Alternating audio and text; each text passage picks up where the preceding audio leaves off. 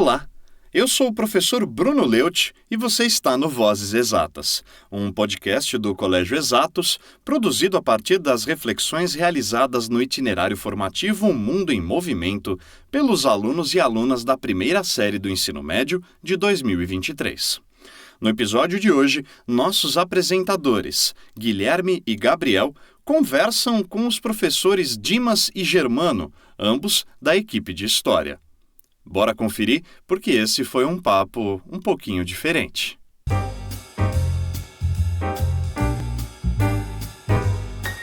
Bem-vindos ao podcast Vozes Exatas.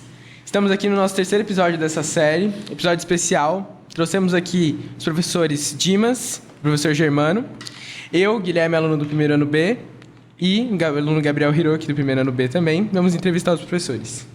Sem mais delongas, vamos às perguntas.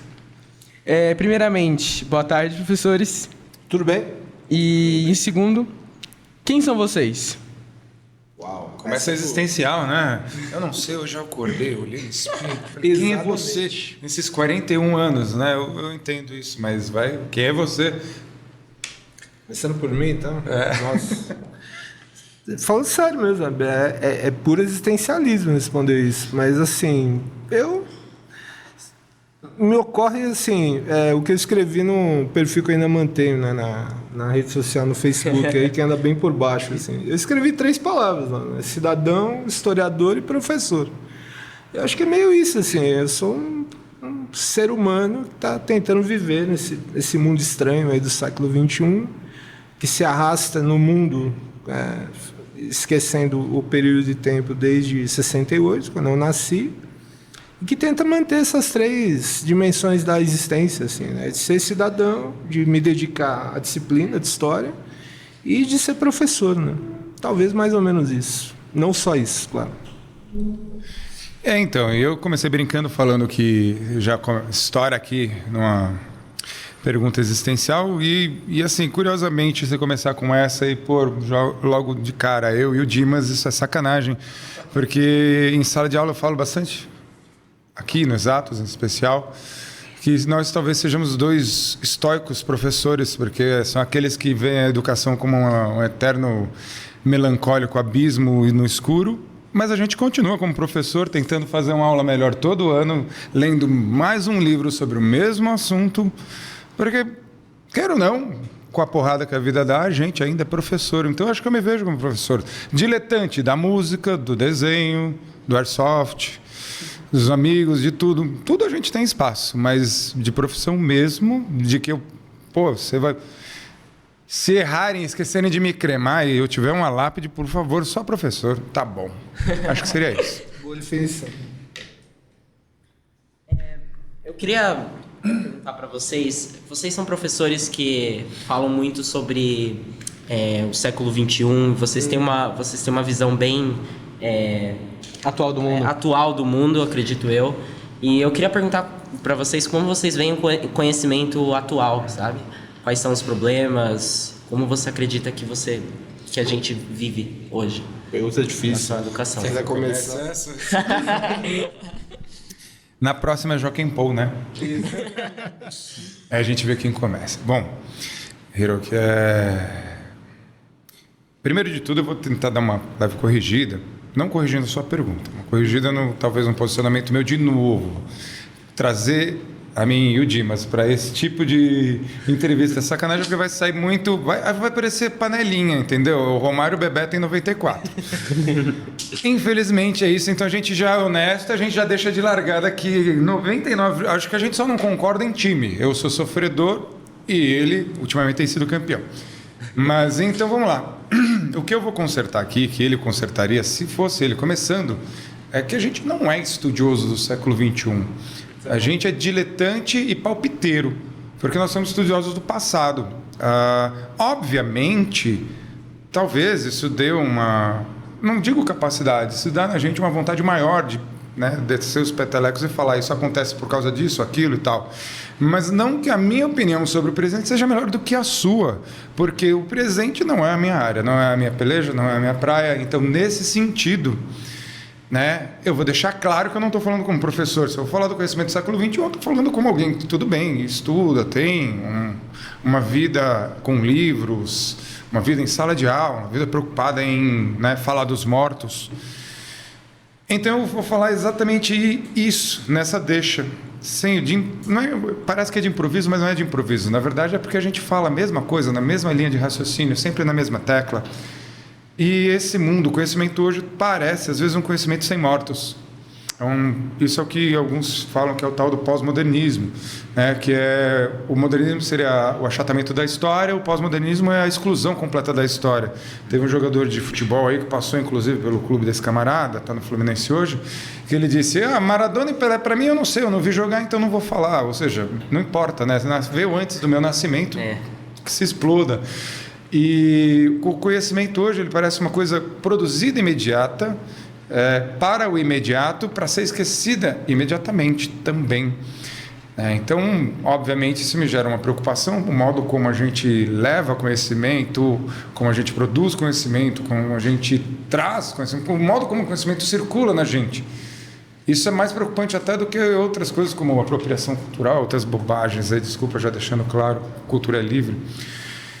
Mas é mais preocupante exatamente porque os mortos que deram vidas para a gente estar aqui, eles estão esquecidos. E uma geração que não valida aqueles que garantiram para a gente poder ter isso, seja falando pela questão magnética que faz esse microfone funcionar, ou os séculos, milênios para a gente dominar a metalurgia, ou até mesmo quando eu dei uma aula de iluminismo e a gente não pode mais falar que é senso comum, quando Voltaire falava sobre como não pode ter qualquer coisa canônica que impeça a gente de falar alguma coisa, a gente precisa discutir, lembrando que isso não é margem para falar bobagem, tá? Liberdade de expressão é uma coisa, não é liberdade de agressão. Mas, enfim, porque hoje em dia a coisa está imediata, ninguém entende que muita gente lutou, viveu, morreu, deu a vida para que a gente tivesse o que a gente tem hoje. Então, o conhecimento hoje ele parece uma coisa diferente do que em algum outro tempo. Só que isso, de novo, é uma opinião. Uma opinião porque é hoje. Hoje, daqui a 40 anos, você me pergunta isso se eu estiver vivo, e aí talvez a resposta possa ser bem diferente. Pois é, né?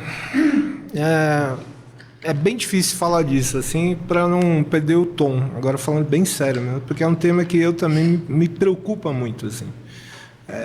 Eu nasci em 68, então eu estou num outro tempo de caminhada na vida, e o que os tempos atuais me empurram cada vez mais, assim, a cada vez mais me entender como homem do meu tempo, assim. Isso me preocupa muito, assim. Hoje a gente vê vocês colocam um ponto específico de conhecimento. Tudo que o Germano colocou aqui faz todo sentido, essa coisa da rapidez, assim, do instantâneo, tende a ser muito ruim, né? Porque se você é rápido e instantâneo, não tem reflexão. Não tem como não dizer isso dessa forma. Mas os tempos são muito estranhos, né? E também em relação ao conhecimento, porque, em tese, deveria ser muito melhor em todos os sentidos. Hoje a gente tem esses portais eletrônicos aí, que a gente chama resumidamente de internet, que são enciclopédias instantâneas, acessos a uma gama de conhecimentos assim, extremamente interessante. Tudo isso é muito fácil. Vou dar um exemplo prático. Assim, ontem eu estava separando material para os primeiros anos do ensino médio. Curiosamente, estamos aqui com os primeiros anos do ensino médio. Para o capítulo de Alta Idade Média, e eu já sabia que tinha, mas não tinha visto esse detalhe. Você tem uma sequência de podcasts elaborados dentro da Universidade de São Paulo, e por vários pesquisadores que não são da Universidade de São Paulo, sobre temas de Idade Média. A gente, assim, de ponta na pesquisa sobre Idade Média no Brasil, e vocês vão ter acesso a isso, porque já estão lá no roteiro de estudo, né? Tem um podcast inteiro sobre feudalismo. Você vai ouvir o cara que está pesquisando isso agora num grupo de ponta, não só da USP. Quer dizer, era para as pessoas estarem muito mais reflexivas, com posturas melhores, assim, mas curiosamente a gente tem visto cada vez mais o contrário disso, assim. Esses dias eu conversava com colegas que vocês conhecem, né, que é o professor Laerte, e a gente acabou falando disso, assim. E me assusta muito cada vez mais eu ser obrigado a ter a percepção, me ocorre colocar assim, né? É como se a gente estivesse vivendo um 1968 absolutamente assim, invertido.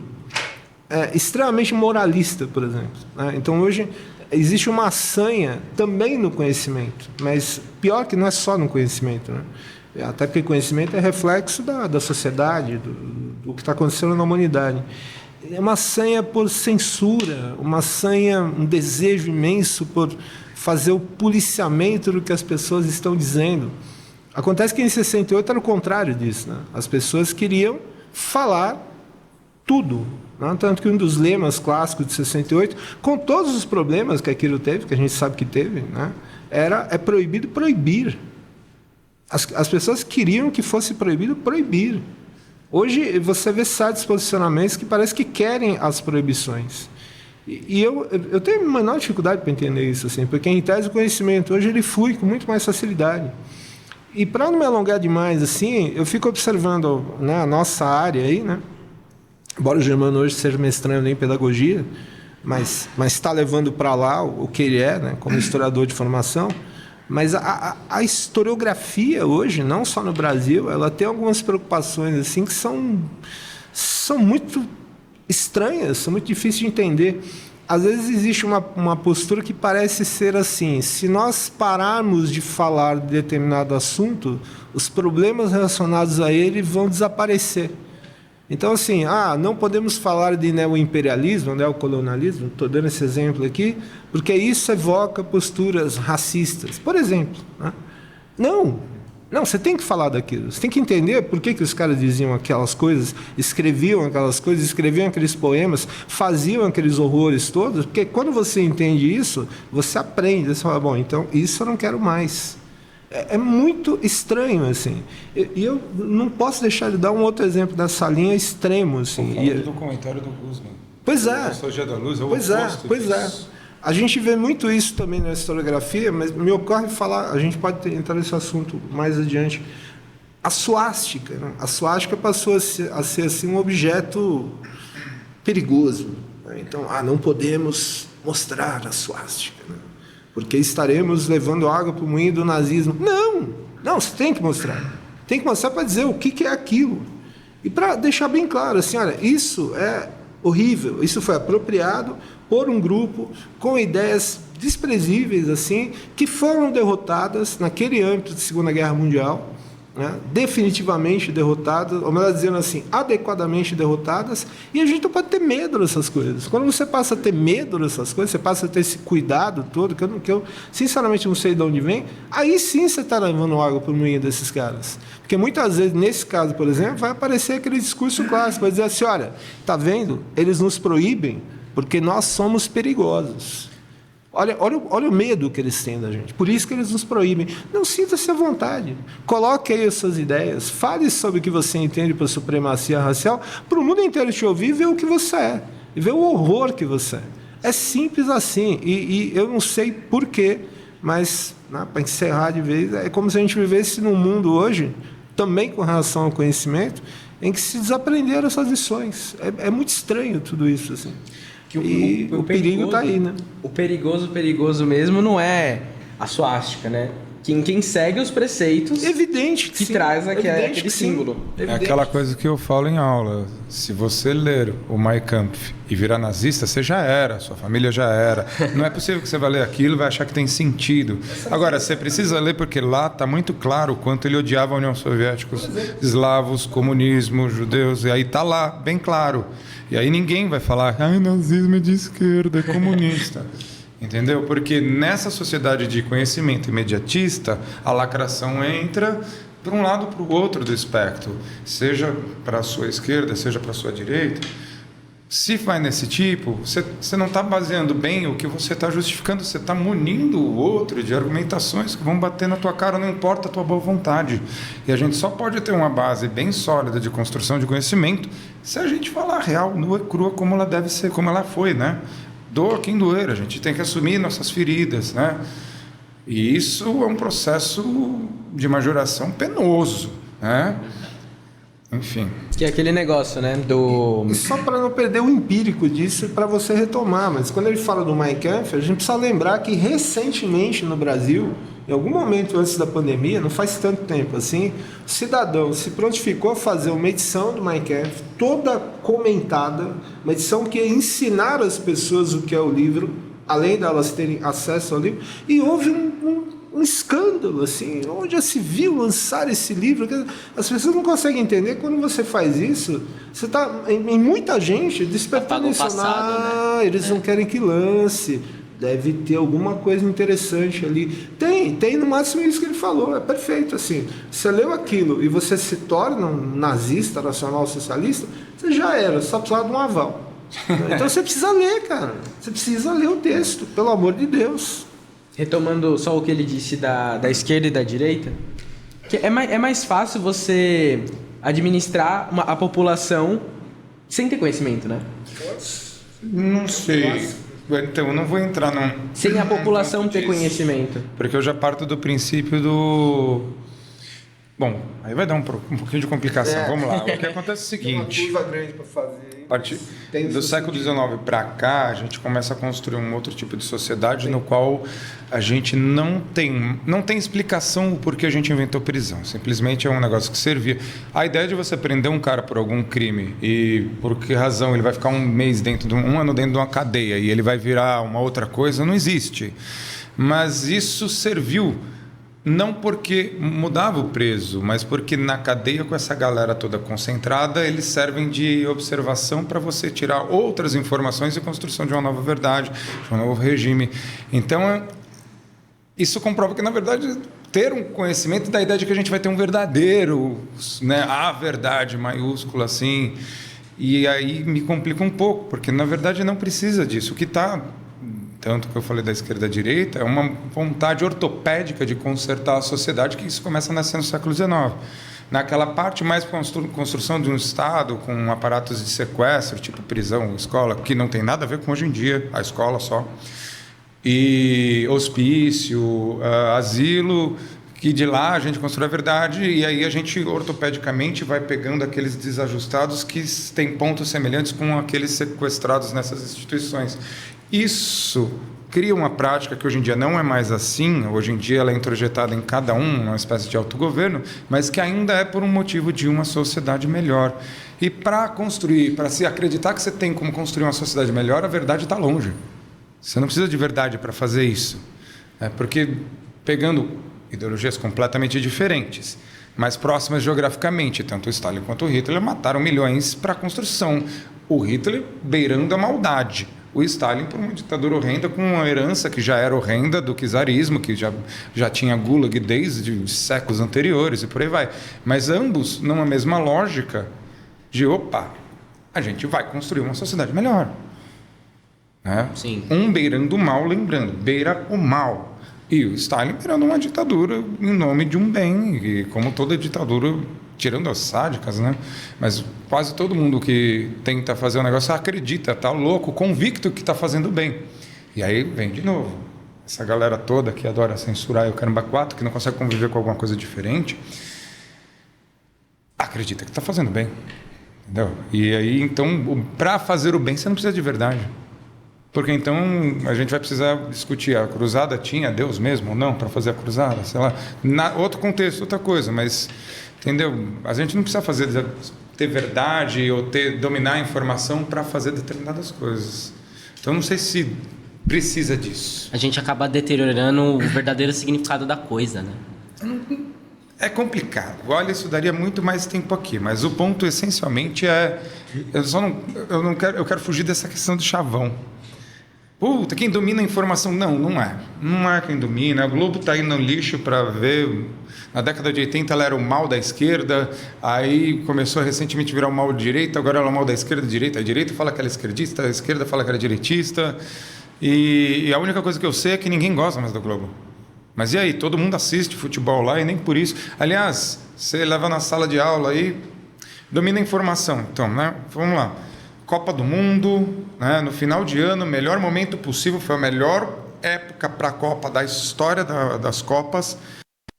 Todo mundo, o Brasil parece que vai jogar, exceto essa pessoa aqui que já sabia desde o início, deu risada de todo mundo, mas estava todo mundo empolgado, você lembra, e ainda assim não alterou o número de pessoas, que é gigantesco hoje em dia, que não gosta sequer de futebol. Isso é uma informação muito útil. Então, essa ideia de dominar a informação, dominar a sociedade, ela é um pouco complicada, porque vai contrário ao que a gente estava falando. Porque o cara não vai ler o Mein Kampf e virar nazista, ele já era, assim. E é aquilo que eu falo em sala de aula para vocês. A gente não muda a vida de vocês, nada, em nada. Se vocês ouvissem professor, vocês tiravam 10 sempre. Porque a gente fala, estuda isso, vai ser isso, cai na prova isso, faça um exercício semelhante e o cara vai lá e erra. Por quê? Porque eu nem quis saber do que você falou, ponto. Aí passa 10 anos, nossa, pá, tal, legal. Porque não é, assim, as pessoas são autônomas. Não é 100% controladinho assim. Então, por isso que fica um pouco... dominar a informação? Não sei. Querendo não deixar passar, porque o que você colocou, que deve ser a expressão do pensamento de vocês, né? Essa questão do conhecimento e o mais fácil dominar, vamos colocar assim, né? Mais ou menos o que você disse, sem o conhecimento, tem o seu sentido na medida assim, que a gente talvez possa só agregar uma coisa importante, assim. Talvez mais do que o conhecimento, ter acesso ao conhecimento, é ter acesso a um conhecimento, aí a educação formal, é o que a gente faz, né, basicamente, é importante, é um ponto-chave no estudo, não é o único, mas é muito importante, mas ter acesso a um conhecimento, tanto a um conhecimento, quanto ter acesso de uma maneira a esse conhecimento, que te gere permanente dúvida. Aí é legal. Aí cai nisso que você falou. Né? Eu, assim, é geracional talvez, né? Mas eu não tá batendo na minha cabeça assim, aquela figura clássica do Abu Janra no Provocações, né? Um dos jargões que ele usava no programa. Se vocês nunca viram, vejam, pelo amor de Deus, está tudo no YouTube. Olha, acesso à informação e conhecimento. E ele, uma das coisas que ele sempre falava, eu adorava isso, ele falava assim: este programa está no ar há não sei quanto tempo e tal, ninguém assiste. Ele era terrível, assim. Mas quando ele falava assim, provocações há não sei quanto tempo no ar, sempre idolatrando a dúvida. Aqui a gente idolatra a dúvida. Aqui a gente está sempre pensando sobre o que a gente acha que sabe e talvez não saiba. E isso é a postura saudável, assim. Aí o conhecimento, ele te fortalece sempre.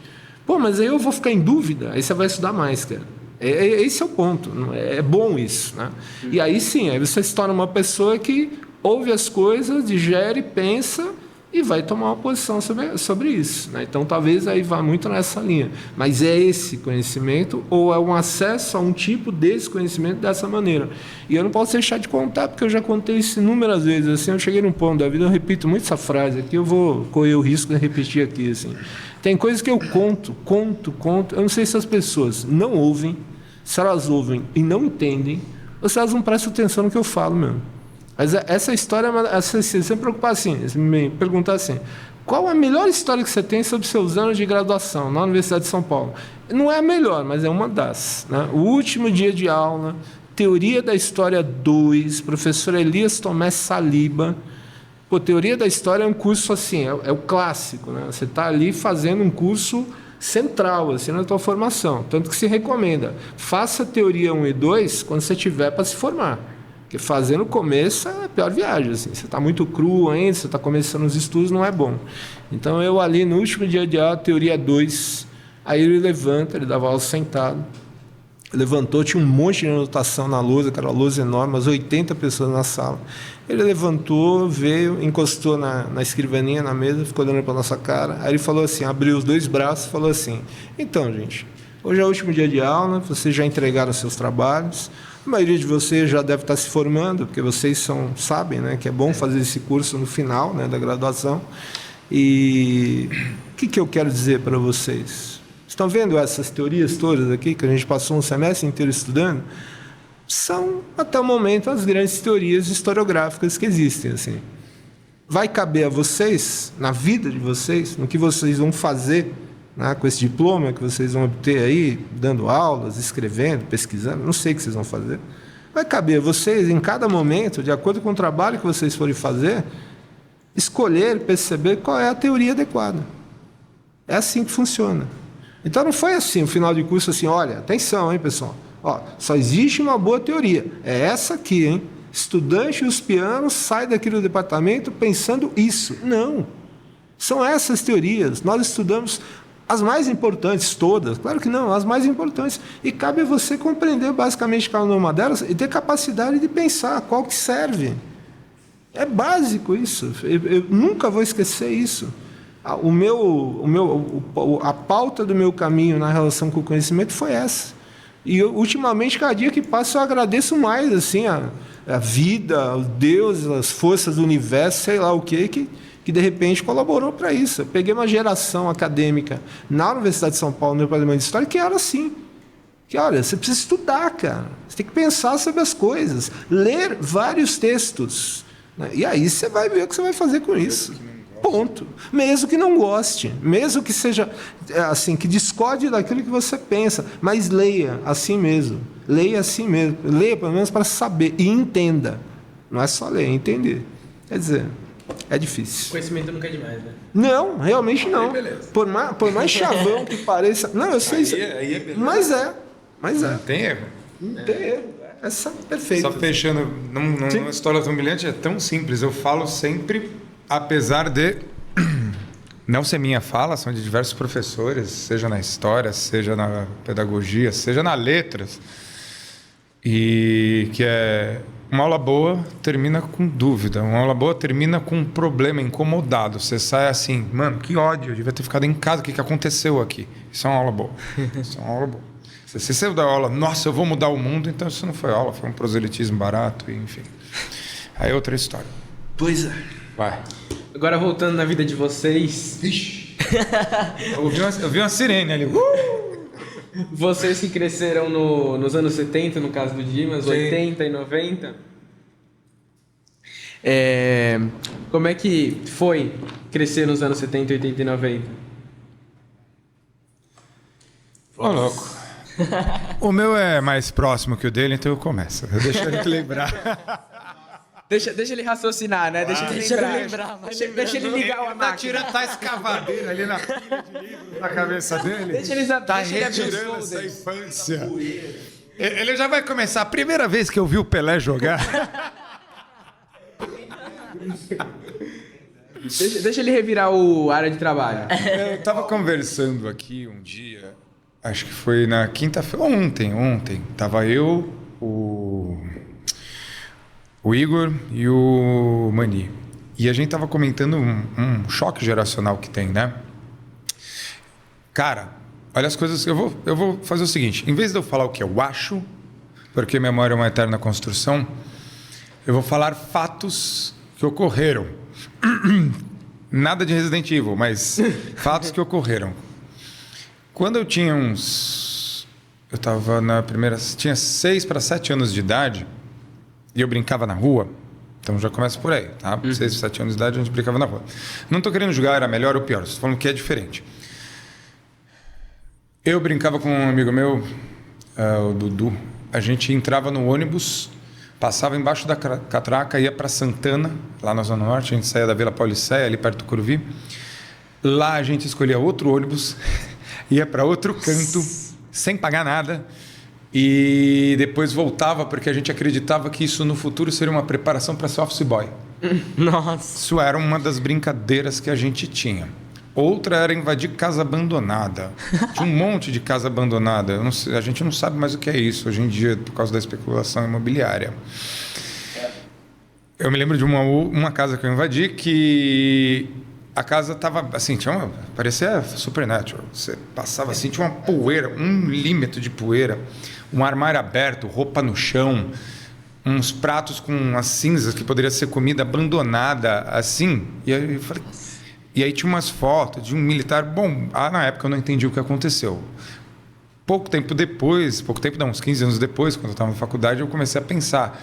Aquela casa da época que estava, aquilo foi abandonado no início da década de 70. Acho que dá para entender o que aconteceu, né? É uma casa que foi abandonada, a família fugiu, né? Pica-mula, vai embora. E eu me lembro muito bem, tinha roupa militar no armário e tinha uma foto de um cara de uniforme militar. né? Pode ser até anterior do momento em que a esquerda militar foi caçada, né? Pelos militares. Isso é outra história doida. Uma outra, para finalizar, e é uma das mais últimas, até 94, meu irmão, a gente fazia o seguinte, a gente pegava o ônibus, mesmo jeito, passa embaixo, eu tinha 12, 13 anos, eu passava por baixo, ia lá para o Pacaembu, para ver esse time, que eu não vou falar o nome, porque está me dando raiva, mas tudo bem, vou morrer com raiva. E a gente ia lá para frente do Pacaembu e abraçava um tiozão e falava: você pode ser meu vô? Porque o aposentado entrava de graça em jogo de futebol. E aí eu fingia ser neto deles e a gente entrava com eles de graça para ver o Corinthians. Nossa, que eu fiz isso direto. E são coisas que morreram. Se isso é melhor ou pior, não dá para saber. O toque de recolher para voltar para casa, que meu pai falava, saudoso, era quando o sol se pôr. Então, no inverno, a gente tinha mais tempo de rua e no verão voltava mais cedo. Não sei qual era a lógica disso, mas acontecia. Não, no inverno não, o contrário, desculpa, né? No verão, deu uma... Eu tô pensando nos Estados Unidos aqui, né? O cara tá, que chique, né? É que você não sabe, eu tava falando da minha infância nos Estados Unidos. E era muito louco isso, né? A gente se reunia, vamos no show, última, 90, porque aí chega em 2000 eu não quero, porque acho que o 2000 já tá muito parecido para cá. 97 foi o primeiro Monster of Rock que eu fui. Como que a gente combinava, galera? Quase ninguém... Eu não tinha nem telefone em casa, pra você ter ideia. Ninguém tinha celular. Então a gente dava um jeito de combinar o dia e falava, vou estar no centro... manda aqui Pinheiros, 107P. E no ponto em frente ao Pão de Açúcar da Voluntários da Pátria tem que estar lá, dentro do ônibus, ou no ponto para entrar, às 11h30. Se perdeu, se encontra em tal lugar, no Pacaembu, onde vai ser o show. E a gente se encontrava e as coisas funcionavam sem celular, sem internet, sem telefone para todo mundo, sem nada. São épocas completamente diferentes, né? Todo mundo seguia o horário, né? Não sei se é que seguia o horário, eu não sei como aquela coisa acontecia. Eu não consigo imaginar como acontecia. Eu jamais faria um encontro com os amigos em... tal hora em tal lugar. E a gente avisava com uma semana de antecedência. Né? Aqui eu vou mandar 1 hora antes. Você vai mesmo, né, ô safado? Mudou. Mais tenso, até né? Eu mudei. Eu também não sou 100% naquela época, né? Aquela época morreu. Enfim. Então, só que esse negócio aí de... Eu vou me pegar muito na pergunta que vocês fizeram, né? O crescimento meu pessoal, assim, como infância, eu tenho um problema grave que é o seguinte... Grave não, né? Significativo. O meu pai, ele era um cara muito andarilho, assim. Então, eu tive um negócio muito marcado, assim, que obviamente quando eu era criança eu não me dava conta disso. Você se dá conta de muitas coisas da sua vida depois, quando você tem maturidade, enfim, para entender isso, que era assim. Eu sempre fui absolutamente desenraizado, assim. Então, eu nasci em Jundiaí, aqui no interior de São Paulo, mas um pouco tempo, assim, meu pai vai para o Rio, depois a gente vai para Mato Grosso, que era o estado de origem dele, depois ele foi parar no sul do Pará, né, para trabalhar numa fazenda agropecuária da Volkswagen. Nisso eu estava com 9 para 10 anos, aí eu fui para lá. Eu morei lá 1 ano, em 78, no sul do Pará, no meio da floresta amazônica. Caramba! E nessa de ir para cá, ir e vir, assim, é complicado para você. Essas memórias, por exemplo, de brincadeira de rua, de ter um ponto fixo, uma cidade onde você vive, aí você cultiva amizades e tudo mais. Eu comecei a ter na vida assim a partir dos 11 anos de idade, a partir de 79. Quando eu tive que voltar para Jundiaí, porque eu ia começar a fazer o que hoje seria o Fundamental 2, né? Que na época chamava-se ginásio, e era 5ª, 6ª, 7ª e 8ª série. E eu ia começar a fazer a 5ª série, que hoje é o 6º ano. E aí, a princípio, até foi cogitado assim, eu ir para um colégio interno em Belém do Pará. Mas não vai porque a gente não conhece. Aí cogitaram um colégio interno aqui em Mariporã, que eu não sei se existe, né, que era um colégio bem conhecido, inclusive. E a gente chegou até a visitar o colégio, mas também, no final das contas, não, vai para Jundiaí, porque tem os parentes da minha mãe, né, que moram lá. E eu fui morar na casa onde estavam o pai e a mãe da minha mãe, né, meus avós maternos, e um bando de tios e tias. Então todo mundo era minha mãe e meu pai, assim. Isso durou um ano, depois em 81, ou acho que já em 80, alguma coisa assim, minha mãe deixou meu pai no sul do Pará, veio para Jundiaí, a gente alugou uma casa, eles alugaram uma casa, fomos morar nós dois, assim. Mas pelo menos 79 em diante, eu tive uma certa fixação em uma cidade só. Então aí deu para, ainda na infância, né, eu estava ali com 11, 12, saindo da infância, ter uma certa vivência de jogar futebol na rua, de ter amigo de colégio e tal, mas ainda assim meio estranho, porque eu fui morar numa cidade em 79, da qual eu tinha saído em 60 e alguma coisa, assim. Nessa brincadeira são 10, 11 anos, né? Então, Jundiaí era o lugar que eu tinha nascido, era um lugar estranho para mim. Eu fui estudar num colégio grande. Esse desenraizamento, ele sempre pesou muito, assim. E como meu pai não parava, para ajudar, assim, eu fiquei em Jundiaí 79, 80, 81. E em 82 ele inventou de voltar para Mato Grosso, que aí já era do sul. Ficou um ano só. Aí voltamos para Jundiaí em 83. Aí eu mudei de colégio, fui fazer a 8ª série, o 9º ano atual, que eu repeti o 9º ano em 82, lá em Mato Grosso do Sul, porque eu fiquei de recuperação. Vocês reclamam da vida, né, vocês estudantes. Eu fiquei de recuperação de matemática, de uma matéria. Eu fui horrivelmente mal na prova de recuperação, porque eu sou uma besta completa em matemática até hoje. E eu reprovei, eu perdi o ano por causa disso. Te entendemos.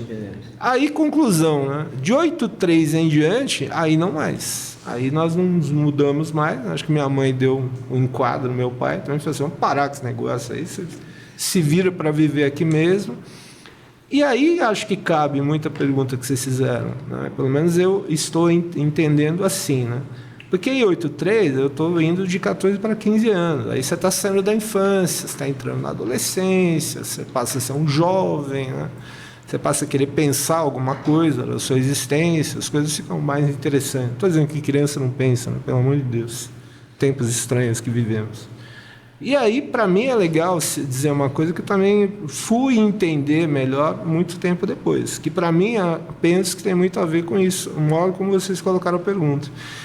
De 83 em diante, com 15, 16 anos, aí eu posso dizer que foi muito interessante crescer naquele momento ali, porque a gente não pode esquecer, e não tem a ver com o fato de eu dar aula de história, não. Claro que ajuda, né?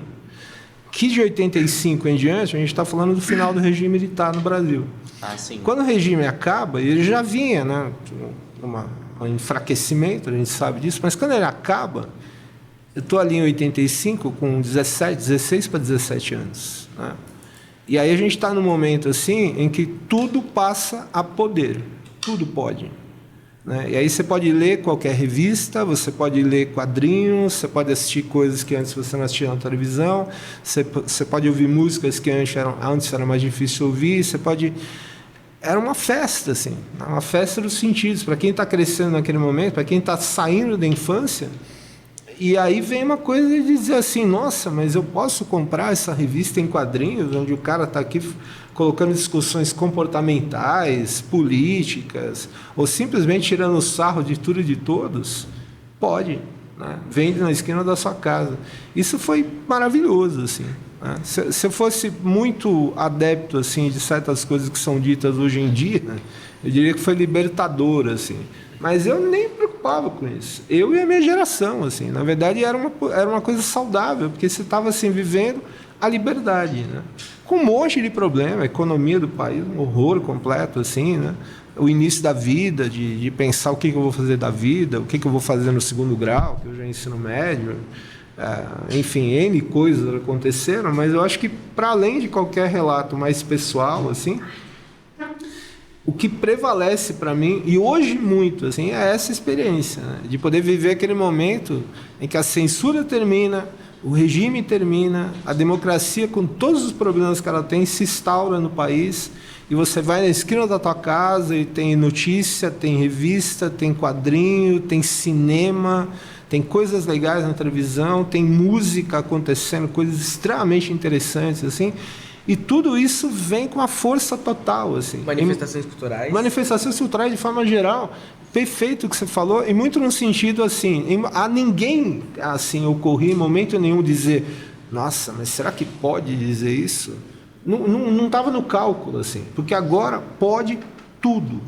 E a gente cresce com essa coisa saudável do poder tudo. poder tudo mesmo, assim, né? Nossa, mas olha, assim, indo direto ao ponto, olha a sacaneada que essa revista de humor está fazendo, que, nossa, até meio pesado, assim, mas agora a gente pode falar isso, e é saudável poder falar isso, mesmo que a gente discorde depois, pensando bem, pô, a piada é meio sem graça, assim, né? Mas eu descobri porque eu vi a piada, porque eu li a piada, que eu fui lá, comprei a revista, isso foi muito saudável, assim, né? Eu acho que marca para mim, né? E marca talvez o que eu posso chamar de minha geração, e às vezes eu falo isso, né? Acho que é um jeito bom de fechar, né? Espero ter dado conta da questão que vocês levantaram, que é bem interessante. Essa coisa assim de ter uma rejeição por princípio a qualquer tipo de censura. Qualquer coisa que me pareça censura me dá desespero, assim, né? Porque eu vivenciei justamente isso, saí disso. Agora não tem mais. Você pode dizer o que você quiser, da maneira que você quiser. E isso é bom. Até porque você vai escolhendo as maneiras que te agradam mais. Mas isso tem que sair, tem que ser expressado, assim. Foi bem legal, foi uma experiência, acho que muito positiva, assim, nesse sentido. É interessante porque é um choque da geração sua muito, com a minha. Que muito. Por mais que a gente seja a geração da rede social e do livre acesso, me parece que a sua geração, nessa fase da vida, teve mais liberdade que a nossa. Olha, você não tem ideia assim, do que é essa sensação. Que eu acho que você define bem. Assim, era uma sensação realmente de... Era mais interessante que isso, sabe? Tem episódios assim... talvez não seja muito lance de falar de coisas pessoais, embora tenha até o que dizer. Mas, por exemplo, você falou isso aí, eu estava lembrando. Me lembro agora. 83, né? Pô, eu estava fazendo a minha segunda, oitava série, de volta a Jundiaí. E eu passei a estudar no colégio particular. E um colégio chamado Escolas Padre Anchieta, que existe até hoje. Aí um belo dia, assim, teve um negócio qualquer no colégio, no 9 de julho. Acho que as séries não tinham começado ainda. Não é bem porque eu estava no colégio no dia 9 de julho. Mas teve alguma coisa, ou foi um pouco antes, sei que era alguma coisa da Revolução de 32, né? E eu lembro bem assim, cara, teve chamei de bandeira, alguma coisa do gênero, e eu lá assim, né? E eu sabia dessas coisas porque eu sempre gostei de humanas, eu sempre gostei de história, né? Bom, fácil entender porque que eu fui por esse caminho, né? Uhum. E aí um senhor que trabalhava no colégio, talvez até já tenha falecido, trabalhava na parte de manutenção, assim, até um colega nosso era filho dele, então ele estudava no colégio, pagava mensalidade mais barata, aquela coisa toda, filho de funcionário, né? E eu lembro que eu não sei por que razão, assim, a gente estava ali, assim, aquele negócio estava para começar, ele virou e ficou olhando para minha cara e falou assim, você sabe por que é essa comemoração aí? Aí eu me enchi, né, cara, 83, 14 para 15 anos. Ele fez assim, claro que sim, Revolução Constitucionalista de 1932. Quando eu falei isso, ele falou assim, nossa, onde você aprendeu isso? Eu falei, na escola, a gente estuda essas coisas. Aí você percebe, é um pouco isso que você está falando, assim, era você se apropriar pela liberdade que você está vivendo, inclusive daquilo que era mais tradicional, assim, sabe? Então, assim, o hino nacional é meu, né? E eu não preciso necessariamente fazer posição de sentido, porque isso é uma bobagem. Isso é uma tradição militarista que foi incorporada ao ritual cívico durante o regime militar. E por aí vai. Então, é bom viver assim, cara. Desse ponto de vista, foi bem saudável. Sem né? contar que eu questiono bastante a ideia do progressismo hoje, porque, assim, eu não dou aula há tanto tempo quanto ele, mas eu também não dou aula há pouco tempo. Eu falo de braços abertos, peito cheio, que vocês têm sido cada vez mais a geração que mais se auto-sabota nessa área tão livre que supostamente a gente vive hoje. Vocês não estão com a preparação suficiente para aguentar a cobrança que vocês estão colocando em cima de vocês, porque no meu primeiro ano do ensino médio eu estava preocupado em jogar bola, terminar o Resident Evil 2 que tinha acabado de lançar, sabe, né?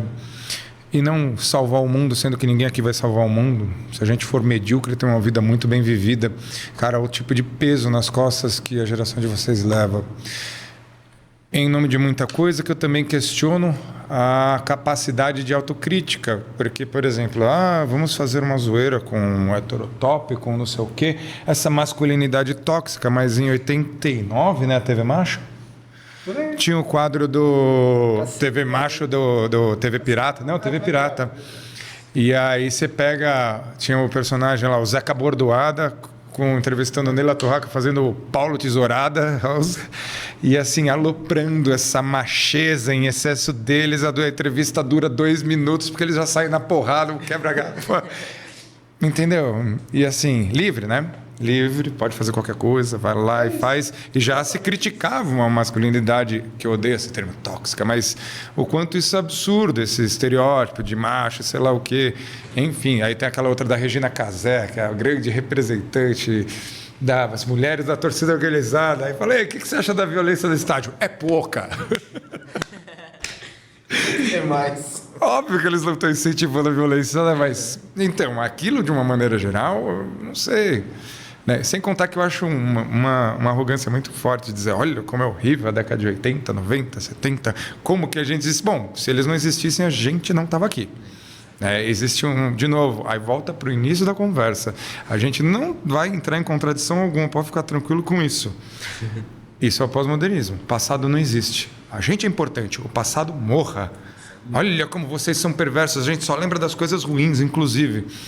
Então isso é bem complicado. E a gente vai acabar voltando sempre nesse mesmo tema, porque infelizmente, os males, as coisas ruins e as coisas boas, elas aconteceram. E a gente lembra de todas. Ponto, é só isso. Não precisa falar que é bom ou mal, né? Isso que é complicado também. Eu queria até perguntar, voltando com esse assunto da juventude de vocês, vocês têm uma grande relação com o futebol. E a gente queria perguntar para vocês como isso liga na vida de vocês e na formação. Falta de juízo perguntar isso. Então a gente vai encerrar aqui. Com a minha presença. Pelo amor de Deus. Com a presença deste ilustre autor. Aliás, se quiser aproveitar para promover seu time, Dimas, fica à vontade. Vamos tentar fazer um negócio breve, então. Eu vou contar uma coisa só e já passo. Eu vou falar o seguinte. Por causa da minha mãe. Oi, mãe. Se você vir isso daqui, te amo. Por causa da minha mãe, que veio da Bahia para cá e logo nas primeiras semanas ela viu o Corinthians sair da fila e falou, isso é maravilhoso, você é corintiana. Eu e meu irmão somos corintianos, mas eu não manjava nada e eu tenho um tio que ele virou e falou, não, você vai manjar. Aí ele falou, isso daqui, escreveu, palmeirense. Isso aqui é o hino do teu time. Isso aqui é a regra do futebol. Agora olha aqui, isso aqui é o hino do teu rival. O apelido é porco por causa disso, disso, disso. Esse daqui é o do São Paulo, todo mundo odeia. É isso. Santos, isso aqui é o celeiro. Isso aqui, tudo. Ele falou. E a partir dali, assim, e aí é isso. O moleque que invadia, passava embaixo da catraca do ônibus para ficar na porta do Pacaembu procurando o velho. Posso ir como seu neto? Enfim. Seja meu avô. Seja meu avô, ganhava avô por ali, não tem como. E assim, o dia inteiro discutindo. Eu me lembro no municipal, fiz municipal primeiro do que seria a primeira série, nem é o segundo ano que começava, né? Eram só 8 anos na época, até o 7º ano, 8º ano, sei lá. E aí, sempre a professora entrava e perguntava, quem gosta de futebol? É todo mundo. Era todo mundo. Hoje o Brasil não é mais o país do futebol. A gente conseguiu enterrar o futebol junto com isso, com outras coisas. E, infelizmente, é diferente mesmo. É diferente. Existia uma comoção. Essa zoeira que tem de futebol hoje em dia aqui era um dia que não teve jogo no passado. O dia que teve jogo demorava anos e anos para você conseguir iniciar uma aula, o professor, porque todo mundo estava vidrado naquela coisa. Eu não preciso dizer que em 98, quando o Brasil passou a primeira grande vergonha de 3-0 para a França, aquilo foi acho que pode ser até o início do fim aquilo, hein, mano? Não sei, em 94 tinha gente que já não gostava, e olha que eu achei aquela Copa maravilhosa. Mas é uma diferença, né? O futebol hoje em dia ele não está no mesmo... E tudo bem que não esteja, né? De repente é isso. Eu acho que você fala uma coisa que eu não sei se é sua ou de alguém, que o brasileiro não gosta de futebol, ele gosta de ganhar, né? Essa é clássica. No meu entender. Eu não sei, rapaziada, porque é difícil, assim. Eu, pessoalmente falando, a única coisa que eu sei é que pesa um pouco a questão geracional para mim também. Por alguma razão, talvez pelo fato de, desde sempre na educação formal, assim, gostar da área de humanas, talvez, eu nunca tive problema com leitura, né? E eu cresci num momento, pensando nos 80, em que a revista Placar, que existe até hoje ainda, né? E hoje, assim, sinceramente falando, é uma pálida sombra do que já foi. A revista Placar, na década de 80, ela era assim, um negócio que beirava o inacreditável. Primeiro porque era uma revista semanal, toda semana tinha uma revista nova na banca, no Brasil inteiro. E era uma revista que, de uma maneira, acho que até meio natural, assim, ela já vinha da década de 70, mas nos anos 80, quando eu começo a ter contato, ela começou a falar dessa dimensão toda do fenômeno futebol, né, em termos brasileiros e mundiais. Então, por exemplo, quando vem o fenômeno da democracia corintiana, que é extremamente importante, né, a ponto de já ter caído no vestibular, inclusive, e tudo mais. O único motivo para eu gostar do Corinthians. É extremamente importante, é muito interessante por várias razões. Por exemplo, a Placar vai fazer uma matéria no miolo da revista, era uma coluna chamada Abrindo o Jogo, e convidam um cientista político, que é o Bolívar Lamonier, que está vivo ainda, inclusive, historicamente filiado ao PSDB, muita gente sabe isso, próximo ao PSDB, não sei se foi filiado. E ele falou sobre a importância daquilo que acontecia no Esporte Clube Corinthians Paulista naquele momento e o ambiente da redemocratização em curso no país, assim. Agora, eu estou lendo isso com 14, 15 anos, né, toda semana. Bem avançado. Então, assim, pois é, aí te dava um... E talvez por essa razão. Então, para mim, sempre teve uma dimensão de olhar o jogo nessas nuances, assim, também. Como se fosse meio natural, assim. Talvez é isso, quer dizer, a geração cresceu assim. A gente olhava para o jogo e via tudo isso também. E tem uma coisa... Esse lado, né? Tem uma coisa que, desculpa interromper você, Dimas, que me veio agora e eu não consegui lembrar por que eu não pensei e falei isso. A gente é uma geração, são várias gerações, foi quase um século de gerações que cresceu amando futebol, se apaixonando cada vez mais a partir da imaginação. Porque 90% dos jogos ou você ouvia no rádio ou você ouvia no rádio. Uma pequena parcela do seu jogo do time passa na TV ou você ia no estádio ver. Então agora que eu vi, mano, era o José Silvério, o speaker metralhadora, pra mim, que era o clássico, né? Tupanzinho larga pela direita, quando ele tá apontando pro e a gente, nossa, que golaço, você viu? Viu? É rádio, mano. E, cara, me lembro isso. E, assim, isso não era o Tupanzinho, mas foi o Viola que faz esse gol. Ele faz lá de porquinho ainda, né? E nem foi de cabeça, foi jogando a perna de qualquer jeito. E eu me lembro da gente numa praça na frente de casa. Que golaço, foi um golaço. Que golaço, foi um gol puxado, mas importante. Mas era isso, né? O futebol era muito na imaginação. A seleção a gente via bastante na TV, mas o seu time, quando passava jogo na TV era um evento, ninguém ficava na rua, mano, vamos conseguir ver na TV, cara. Era ouvido, cara. Isso talvez também tenha alguma coisa. Acho que faz diferença na relação que o próprio país tinha, né, com o jogo. Agora, para mim foi isso. Então talvez tenha nascido nesse contexto, assim, né? A relação com o jogo assim, a visão sobre o jogo assim. E depois, quando eu comecei a graduação, não tem outro jeito de dizer isso, assim, né? Inclusive até no livro que eu cometi aí, eu deixo isso bem claro. A graduação, assim, não se falava sobre isso, né? O futebol, no Departamento de História da Universidade de São Paulo, ele era, assim, um tema... Quando o pessoal estava bem-humorado, eles diriam que é um tema menor, né? Uhum. Mas, na média, o pessoal dizia logo de cara, assim, para que falar disso? Isso é alienante, isso não tem importância nenhuma e tal. E eu não vou dizer que eu não me incomodava com isso, mas eu também não estava, assim, muito maduro ainda para o que ia acontecer comigo na relação com o jogo. Mas eu achava isso estranho, né? Bem estranho. Era muito incidental, assim. Uma vez ou outra isso aparecia, mas sempre dessa maneira. Eu fico absolutamente espantado quando eu penso que hoje, lá dentro da FEFELESH, da Faculdade de Filosofia, Letras e Ciências Humanas, na Atlética Oswald de Andrade, tem um departamento de futebol, inclusive um ex-aluno nosso, que é diretor de modalidade, E tem um time de futebol que, aliás, vai jogar amanhã, 11 da manhã, e eu vou estar lá porque os caras me convidaram.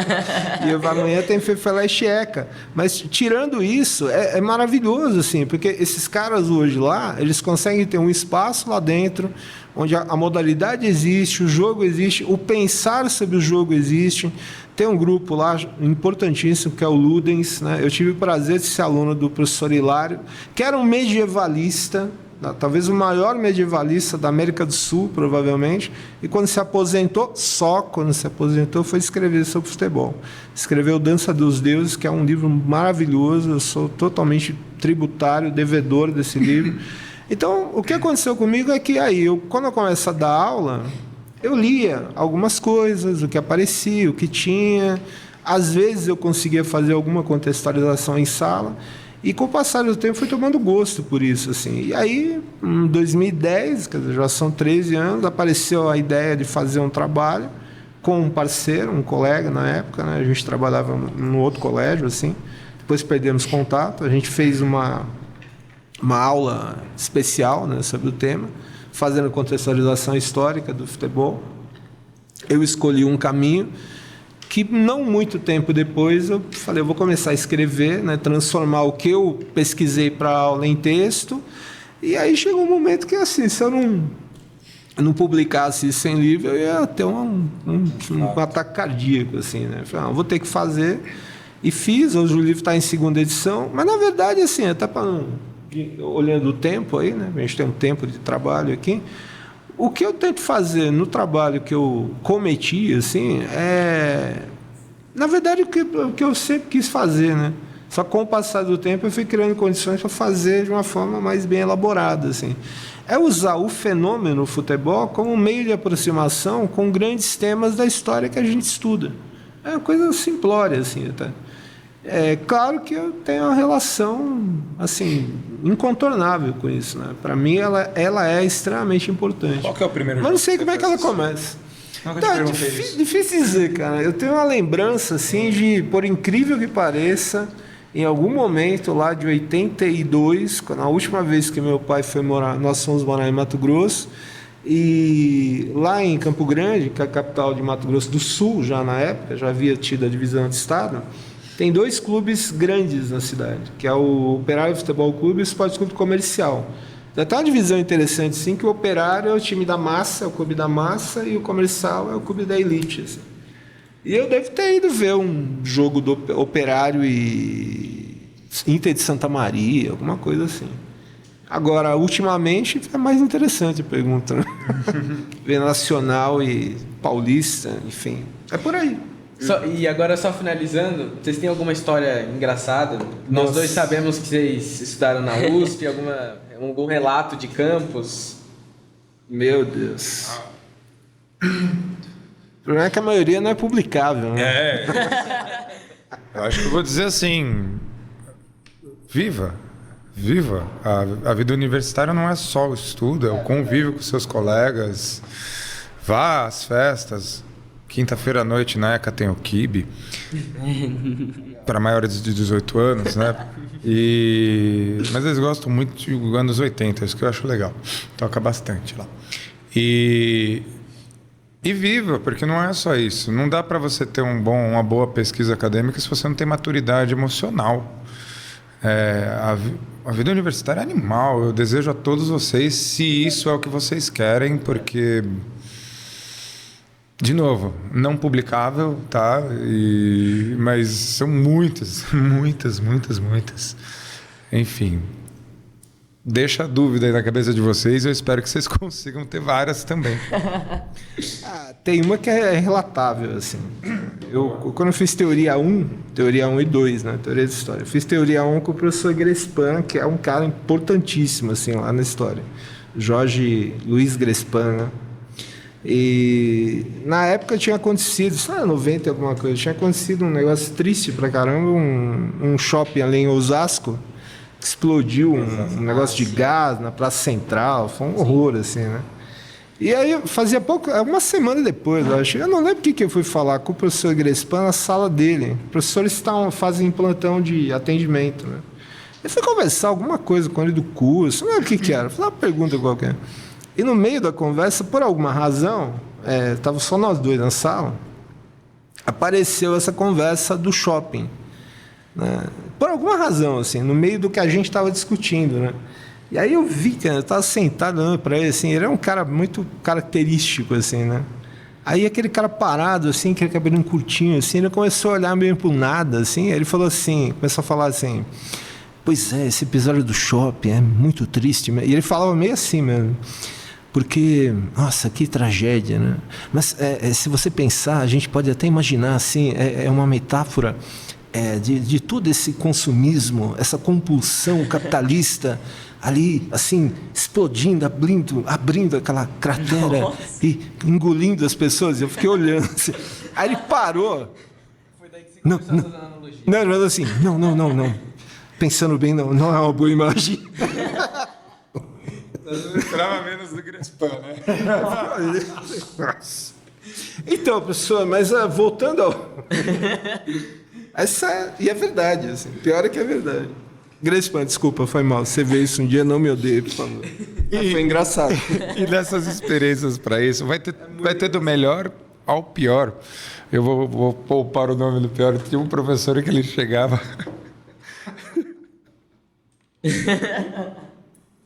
Me perdoe se ele estiver vivo vir isso. Aí ele trazia uma caixa de amplificador, colocava em cima da mesa, põe o microfone, abriu o livro dele. Na Ágora, o oikos era dado pouco em razão da paideia constituída na polis. A tarde inteira. Ele não via que a galera tava tentando se matar, enforcando, porque ele não olhava para outro lugar às 4 horas. Ai, caramba, mano, como a gente ria. O Wilson lavava a caixa de som, mas não fazia isso. O Wilson. Soprava na lapela, assim. Nossa! Veja, até aula ruim a gente lembra bem, né? Claro. Essa do Grespan é verdade. Aquele negócio que você falou, a gente sempre vai lembrar do pior, né? Do que foi mal. Muitas vezes. Não tem jeito. Acho que é assim sempre.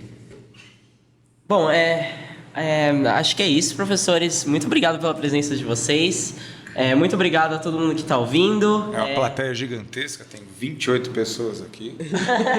Todo mundo. Muito obrigado à plateia. Muito obrigado, Sai o microfone, bate palma. Não sai licença, sai, bate, gente. Se eu tô falando, a gente não mente. Quero agradecer ao nosso professor Bruno pela oportunidade também. Agradecer meu amigo Guilherme, que topou fazer podcast aqui comigo.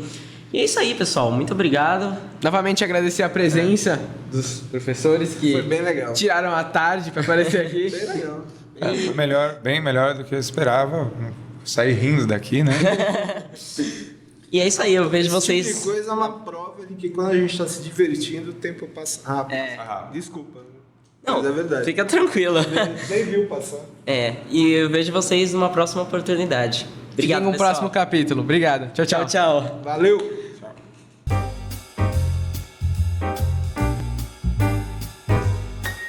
Gostaríamos de agradecer aos professores Dimas e Germano por não só encontrarem um momento em suas agendas, mas se esforçarem para estarem os dois reunidos conosco para a gravação deste episódio. Queremos agradecer também ao Colégio Exatos e a toda a nossa equipe, desde o professor Julinho, a professora Pola, o professor Rogério e toda a galera da comunicação. Este episódio contou com os trabalhos técnicos do professor Bruno e das alunas e alunos das primeiras séries do ensino médio de 2023.